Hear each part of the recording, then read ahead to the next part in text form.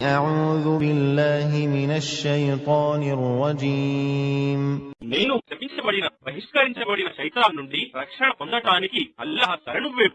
ولقد صرفناه بينهم ليذكروا فأبى أكثر الناس إلا كفورا మరియు వాస్తవానికి మేము దానిని నీటిని వారి మధ్య పంచాము, వారు మా అనుగ్రహాన్ని జ్ఞాపకముంచుకోవాలని.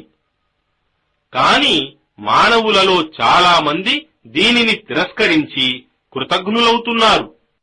ولو شئنا لبعثنا في كل قرية نذيرا మరియు మేము తలుచుకుంటే ప్రతి నగరానికొక హెచ్చరిక చేసేవానిని ప్రవక్తను పంపి ఉండేవారము.